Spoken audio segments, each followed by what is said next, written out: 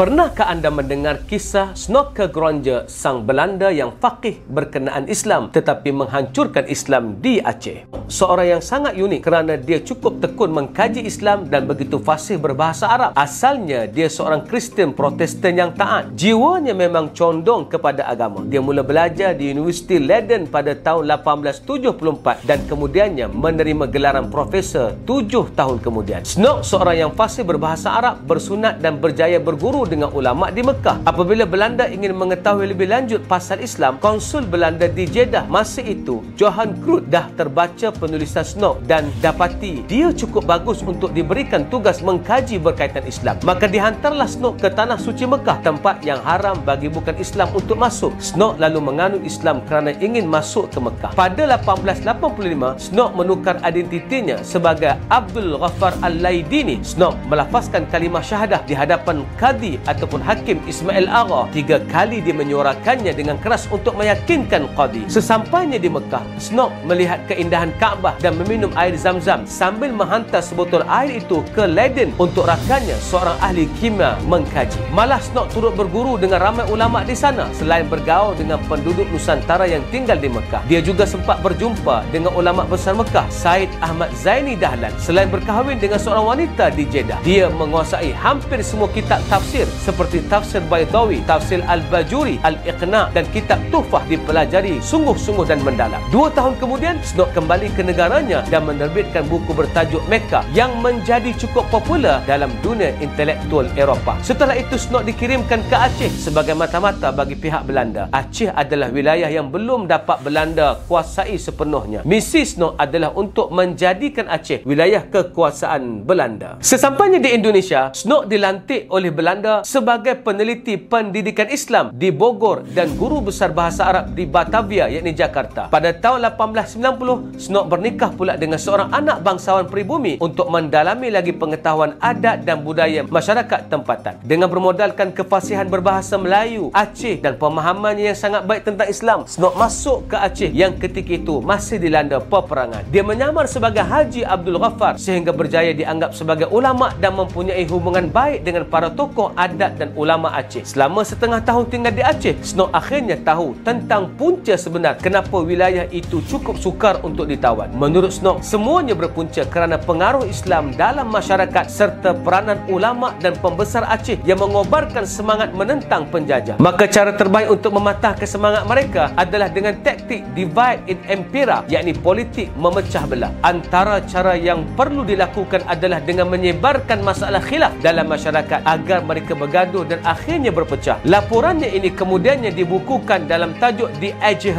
yakni Rakyat Aceh. Pada 22 Mei 1892, Snorke Gronje menulis laporan bertajuk Aceh Weslah, iaitu tentang bagaimana perlu diubah dari strategi ketenteraan di Aceh kepada teknik pecah belahkan masyarakat Aceh. Seterusnya, pada 1898, Snorke dilantik sebagai penasihat rasmi pemerintah kolonial dan menulis sekitar 1,400 makalah tentang Aceh dan Islam di Indonesia. Setelah taktik ketenteraan ditukar, barulah Kesultanan Aceh dapat ditakluk. Maka pada tahun 1903, Belanda berjaya menakluk Aceh setelah 30 tahun perang melawan Aceh. Snorke ditawarkan jawatan Governor Aceh, tetapi Snorke menolak sebab kecewa kerana saranannya supaya Aceh tidak ditakluk dengan kekerasan tidak diterima. Setelah kembali ke Belanda, Snorke mula fokus dalam dunia akademik. Dia dilantik sebagai rektor Universiti Leiden selepas itu sehingga dia menghembuskan nafas terakhir. Pada 16 Julai 1936, Snorke tidak pernah mengungkapkan dengan jelas sama ada dia benar-benar Islam atau tidak. Apa yang pasti, dalam sejarah, Snorke adalah munafik yang menghancurkan kekuasaan Islam di Aceh dengan menggunakan Islam. Kisah Snorke ini memberikan kita gambaran punca Islam boleh runtuh apabila berlaku perpecahan dalaman. Walaupun perpecahan itu berpunca dari perselisihan dalam perkara khilaf, kini umat Islam terlampau bertelagah dalam perkara khilaf. Apa yang pasti, umat tengah lemah kerana mereka terpedaya dengan khilafiyah seperti yang dilakukan Snorke menyebarkan perkara khilaf dalam masyarakat Aceh. Semoga kisah Snorke ini menjadikan kita pengajaran bahawa musuh sangat licik dalam menghancurkan Islam, hatta sanggup berpura-pura masuk Islam demi merosakkan Islam dari dalam. Benarlah firman Allah, wa'tasimu bihablillahi jami'a wa la tafarraqu. Berpegang teguhlah kamu pada tali Allah, jangan berpecah belah. Ali Imran